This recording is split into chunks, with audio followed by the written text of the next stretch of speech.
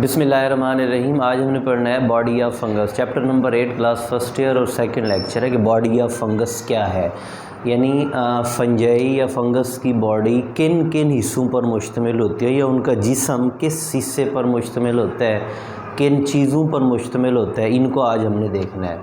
तो body of fungus, सबसे पहले शॉर्ट क्वेश्चन इसमें से बनता है कि माइसीलियम क्या है। डिफ़ाइन माइसीलियम, माइसीलियम की डेफिनेशन करें या व्हाट इज़ माइसीलियम, ये पहला शॉर्ट क्वेश्चन है। तो body of fungus is called mycelium, कि फंगस की बॉडी को माइसीलियम कहते हैं या फंगस के जिस्म को माइसीलियम कहते हैं। अब वो जिस्म बना हुआ किन चीज़ों से होता है? फंजाई की बॉडी बनी हुई होती है माइसीलियम से। वो माइसीलियम मुश्तमिल होता है हाइफी पर, यानी इट कंसिस्ट ऑफ हाइफी। अब अगली बात है हाइफी क्या होते हैं। हाइफी लॉन्ग होते हैं, हाइफी सिलेंडर होते हैं, हाइफी ट्यूबुलर होते हैं, हाइफी फिलामेंटस होते हैं और थ्रेड लाइक स्ट्रक्चर होते हैं, जिन्हें हम हाइफी का नाम देते हैं। अब यहाँ तक हाइफी तक ये एक शॉर्ट क्वेश्चन पूरा होता है अगर ये आए माइसीलियम के तौर पर। और वैसे ये लॉन्ग क्वेश्चन है body of fungus. Long question में सारा डिटेल के साथ लिखना है जो हम पढ़ रहे हैं, और इसकी कोशिश करें छोटी छोटी हेडिंग्स बना के राइट करें, छोटे छोटे पार्ट बना के राइट करें, ताकि पहली लुक में नज़र आए कि इसके सारे कंपोनेंट पूरे लिखे हुए हैं। तो ये शॉर्ट क्वेश्चन माइसीलियम का आ गया। Body of fungus called mycelium and it consist of hyphae which are long, लंबे होते हैं, ट्यूबुलर, ट्यूब की तरह होते हैं, सिलेंडर, दुबले पतले होते हैं, ब्रांच्ड, ब्रांच भी रखते हैं, फिलामेंटस मतलब लंबी लंबी लाइनें बनाते हैं, लंबे लंबे धागे बनाते हैं थ्रेड लाइक धागों की शक्ल में। इन स्ट्रक्चर्स को हम नाम देते हैं हाइफी का। यानी जिस जगह पे ये ग्रो करते हैं ये इस शक्ल में, ये ट्यूबुलर, ब्रांच्ड और ऐसे धागों की शक्ल में मौजूद होंगे। ये इनके सारे धागे कलेक्टिवली माइसीलियम कहलाएंगे और हर धागे को हम नाम देते हैं हाइफी का। यानी माइसीलियम ये पूरा नेटवर्क है और बेसिकली जिस कंपोनेंट पर मुश्तमिल है उसे हम नाम देते हैं हाइफी का। ये हाइफी की डेफिनेशन थी।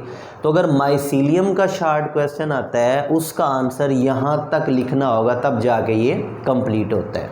फिर चले नेक्स्ट नंबर पर, वो है सेल वाल। यानी पहले आपने माइसीलियम का टाइटल देना है इस लॉन्ग क्वेश्चन को सॉल्व करते हुए, फिर आप सेल वाल का टाइटल देंगे कि फंजाई में सेल वाल होती है। फंजाई की सेल वाल काइटन की बनी हुई होती है, and as we know that the cell wall of plant is made up of cellulose and lignin.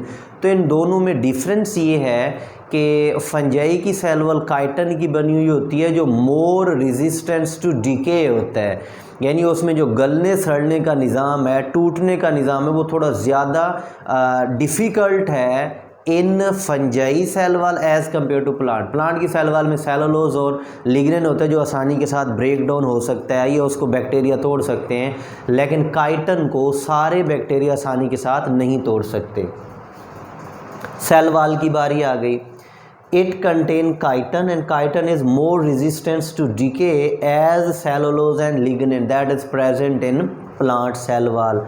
Means chitin is more resistance to decay as compared to plant. It means that to control fungal infections as compared to bacteria may become difficult. The reason is that the chitin wall provide them more efficiency or more resistance in their death. Next one, अभी ये दूसरी बात मुकम्मल हो गई cell wall वाली कि ये किन किन हिस्सों पर मुश्तमिल होता है। वो सेल वाल हमने बता दिया जिन पर होता है और किस तरह से डिकम्पोजिशन आसान नहीं होती, वो भी हो गया। नेक्स्ट आएगा टाइप्स ऑफ हाइफी। हाइफी की टाइप्स कितनी हैं? हाइफी की दो टाइप्स हैं, पहले आप नंबरिंग राइट कर लेंगे, सेप्टेट हाइफी और non septate hyphae. Non septate hyphae को सिनोसिटिक भी कहते हैं। अब ये भी शार्ट क्वेश्चन आता है कि differentiate between septate and non septate hyphae, या write about the types of hyphae, के हाइफी की टाइप्स के बारे में बताएं।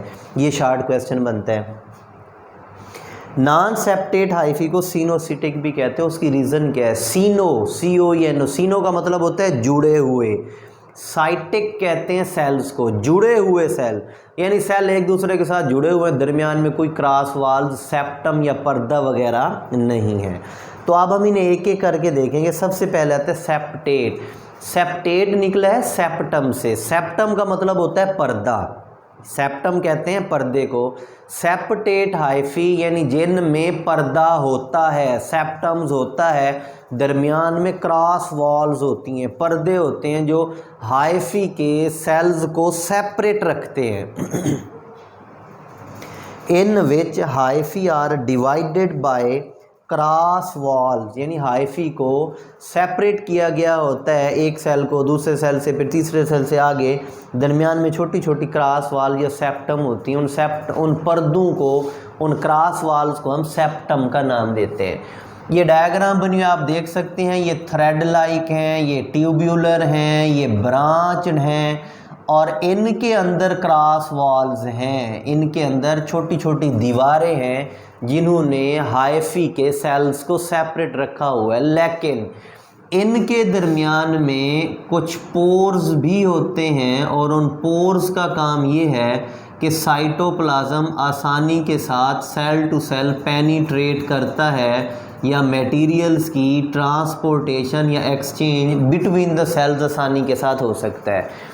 अब बुक में ये डायग्राम नहीं है, छोटी सी डायग्राम है, आपने बना देनी है कि ये सेप्टेट हाइफी है, जो दीवारें हमने लगाई हैं वो सेप्टम है, और हर सेल के अंदर एक या एक से ज़्यादा न्यूक्लियस हो सकते हैं। ये बात भी MCQs के तौर पर आती है कि रेड निशान से रिप्रेजेंट किया है न्यूक्लियस, यहाँ 2 न्यूक्लियस हैं, यहाँ एक है, यहाँ एक है, इस सेल में भी 2 न्यूक्लियस हैं। तो ये एक न्यूक्लियस भी हो सकता है, एक से ज़्यादा न्यूक्लियस भी हो सकते हैं in case of septate hyphae. तो ये सेप्टेट हाइफी है। ईच सेल कंटेन 1 और मोर न्यूक्लियाई। ये बात MCQs के तौर पर आती है, इसको मार्क कर दें, निशान लगा दें। सेप्टम में have pores through cytoplasm from cell to cell, यानी सेप्टम में बहुत सारे पोर्स होते हैं जिससे साइटोप्लाज्म मूव करता है, साइटोप्लाज्म हरकत करता है या मूव करता है एक सेल से दूसरे सेल के दरमियान, यानी इन्हीं पोर्स की वजह से उसकी मूवमेंट होती है। Carrying material to the growing tips, जो अगले सेल्स की ग्रोइंग टिप्स तक या जो एंड होते हैं उन हाइफी के, उन एंड्स तक मटेरियल को पहुंचाता है ताकि उन हाइफी की ग्रोथ हो सके। ये पहला पार्ट मुकम्मल हो गया सेप्टेट हाइफी वाला। नेक्स्ट चलेगा नॉन सेप्टेट हाइफी, कि नॉन सेप्टेट हाइफी क्या है, यानी इनमें सेप्टम नहीं होंगे, इनमें पर्दे नहीं होंगे, ये नॉन सेप्टेट कहलाएंगे। आल्सो कॉल्ड सीनोसिटिक हाइफी, यानी इनको हम सीनोसिटिक हाइफी भी कहते हैं। ये पहले बता चुके हैं। सीनो का मतलब होता है जुड़े हुए, साइटिक कहते हैं सेल्स को, कि ये जुड़े हुए सेल्स होते हैं, एक दूसरे के साथ जुड़े हुए होते हैं, ये नहीं, इनमें सेप्टम नहीं होंगे। नो क्रॉस वाल्स, कोई क्रॉस वाल या सेप्टम नहीं होते। Form multi nucleated large cell, मतलब बड़े बड़े सेल्स बनते हैं। जिस तरह ये देखें, ये सारा अब सिंगल सेल ही कंसीडर हो रहा है, सारा इसके अंदर साइटोप्लाज्म है, और उस साइटोप्लाज्म में कहीं कहीं पे रेड कलर के न्यूक्लियस नज़र आ रहे हैं। ये नॉन सेप्टेट है, आप देख सकते हैं इसमें कोई आपको सेप्टम या पर्दा नज़र नहीं आता। Next one, cytoplasm move more effectively, ये MCQs आता है कि इन नॉन सेप्टेट में साइटोप्लाज्म मोर इफेक्टिवली मूव कर सकता है, ज़्यादा आसानी के साथ हरकत कर सकता है। ये बात MCQs आती है, इसे भी मार्क कर दें या निशान लगा दें। Next one is growth of hyphae या माइसीलियम, यानी अब हमने आगे देखना है कि माइसीलियम या हाइफी की ग्रोथ कैसे होती है। जिस सबस्ट्रेट या सबस्ट्रेटम, सबस्ट्रेटम का मतलब होता है जिस जगह से वो अटैच होते हैं या जुड़े हुए होते हैं, यानी जो उनकी फूड है। तो इनकी ग्रोथ कैसे होती है? ग्रोथ ऐसे होती है, साइटोप्लाज्म इनके एंड तक, हर हाइफी के एंड तक ग्रोइंग टिप तक मौजूद होता है, वहाँ तक मटेरियल्स की ट्रांसपोर्टेशन होती है, जिसकी वजह से ये ज़्यादा तेज़ी के साथ ग्रो करते हैं और नेटवर्क बनाते हैं हाइफी का, जिस जगह के ऊपर ये मौजूद होते हैं। फूड और वाटर अबंडेंट हो और टेम्परेचर फेवरेबल हो, तो फूड एंड वाटर, खुराक भी दस्तयाब है, न्यूट्रिएंट भी दस्तयाब है और वाटर भी अवेलेबल है, अबंडेंट है और टेम्परेचर भी फेवरेबल है, फिर हाइफी बड़ी स्पीड के साथ ग्रो करते हैं। आल हाइफी बिकम्स एक्टिव, और एक्टिव मेटाबॉलिकली एंड ग्रो, और ये तेज़ी से ग्रो करेंगे और एक्सटेंसिव नेटवर्क ऑफ हाइफी बनाएंगे। यानी अगर उनके लिए कंडीशन सूटेबल हैं, हमवार हैं, तो वो बड़ी आसानी के साथ उस सबस्ट्रेटम के ऊपर तेज़ी से ग्रो कर जाते हैं। और large surface area for absorption, यानी जितने हाइफी का नेटवर्क बड़ा होगा उनकी एब्जॉर्प्शन के लिए मटेरियल उतना ज़्यादा होगा।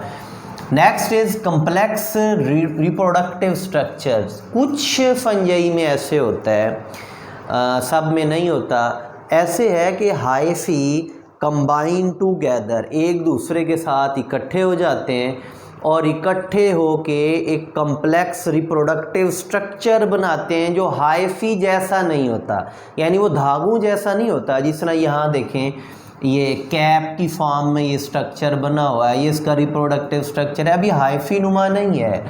तो कुछ के केसेस में ऐसे होते हैं कि हाइफी कंबाइन हो जाते हैं और वो उनका एक कम्प्लेक्स रिप्रोडक्टिव स्ट्रक्चर या फ्रूटिंग बॉडीज़ भी बनाते हैं, वो भी कम्प्लेक्स होती हैं, तो ये बनाते हैं। हाइफी में packed together and form reproductive structures as in morels, mushrooms और पफ बाल्स में। ये डायग्राम्स के बाद ये पफ बाल्स हैं और ये मशरूम है और ये मॉरल्स बने हुए हैं। आल फंजाई आर हैप्लॉइड, तमाम फंजाई के जितने सेल्स होते हैं, न्यूक्लियाई होते हैं, वो हैप्लॉइड होते हैं, सिवाय इस स्टेप के कि जिसमें इनका जाइगोट बनता है। यानी जहाँ अगर सेक्सुअल रिप्रोडक्शन है तो जाइगोट बनेगा, जाइगोट बनेगा वो डिप्लॉइड होते हैं, उसके बाद वो स्पोर्स बनाएगा हैप्लॉइड, फिर आगे उनकी जनरेशन होगी। तो आल फंजाई आर हैप्लॉइड, तमाम के तमाम फंजाई हैप्लॉइड होते हैं, एक्सेप्ट ट्रांजेंट डिप्लॉइड जाइगोट। सिर्फ जो डिप्लॉइड जाइगोट होते हैं वो भी ट्रांसफ़र होने वाला होता है, थोड़ी सी देर के लिए रहता है, फिर वो चेंज हो जाता है, यानी डिप्लॉइड से फिर वो हैप्लॉइड हो जाएगा। And form only during sexual reproduction, ये सिर्फ और सिर्फ सेक्सुअल रिप्रोडक्शन के दौरान बनता है, क्योंकि जो भी जाइगोट बना है या जाइगोस्पोर बना है वो आगे स्पोर्स बनाएगा, उन स्पोर्स से उसके हाइफी की ग्रोथ होगी, वो फिर हैप्लॉइड हो जाएंगे।